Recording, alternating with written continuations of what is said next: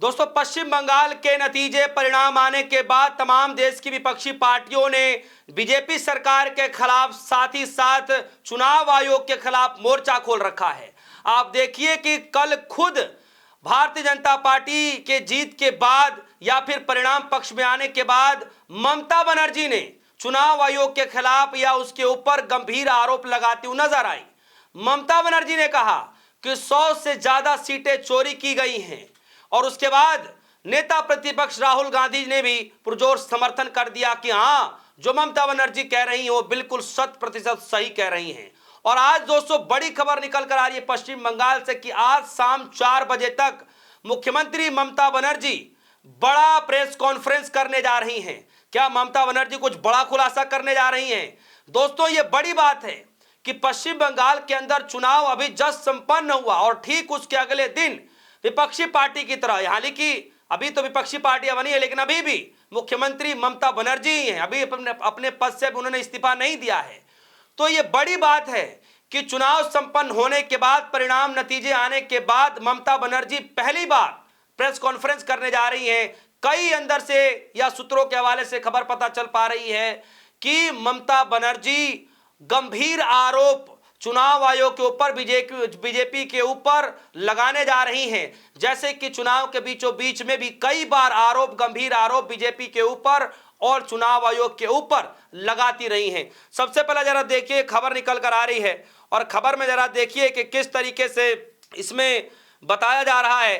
देखिए, लिखा है आज तक ममता बनर्जी का आरोप 100 से ज्यादा सीटें उन्होंने लूटा, यानी ममता बनर्जी ने कहा कि 100 से ज्यादा सीटें लूटी गई हैं। आज शाम 4 बजे प्रेस कॉन्फ्रेंस करने जा रही हैं ममता बनर्जी। एनडीटीवी की खबर, आज शाम 4 बजे प्रेस कॉन्फ्रेंस करेंगी ममता बनर्जी। टीवी9 भारतवर्ष की खबर, आज शाम 4 बजे ममता बनर्जी की प्रेस कॉन्फ्रेंस। चुनाव नतीजों के बाद आज ममता बनर्जी की पीसी।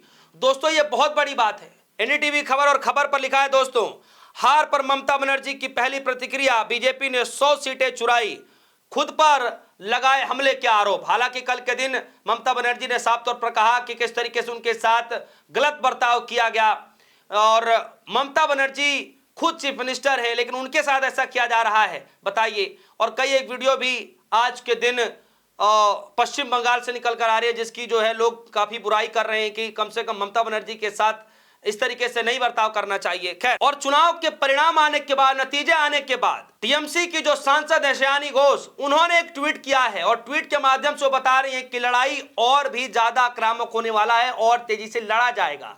क्या कह रही है शियानी घोष, मैं आपके सामने पढ़ देता हूं।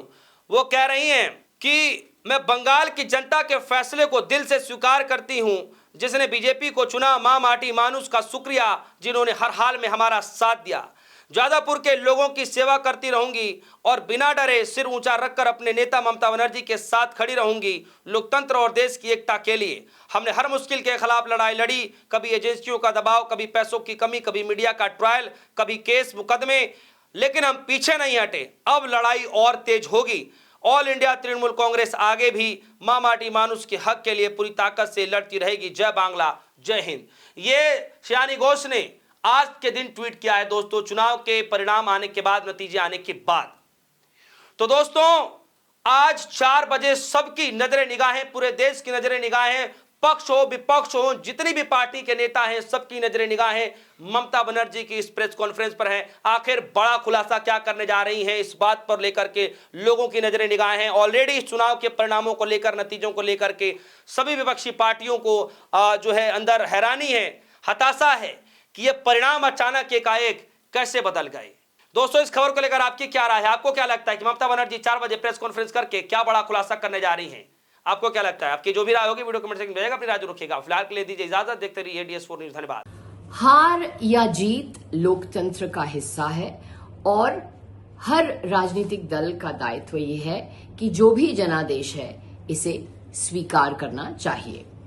पर डराना, धमकाना, हिंसा करना, डराने और धमकाने की जो राजनीति है, ये लोकतंत्र में नहीं होनी चाहिए। हमें जानकारी मिली है कि भवानीपुर में ईसी काउंटिंग को मैनिपुलेट करने की कोशिश कर रहा है और फिलहाल भवानीपुर में काउंटिंग रोक दी गई है। ममता बनर्जी के एजेंट को भी अंदर नहीं जाने दिया जा रहा है और वहां लगातार व्यवधान पैदा किया जा रहा है।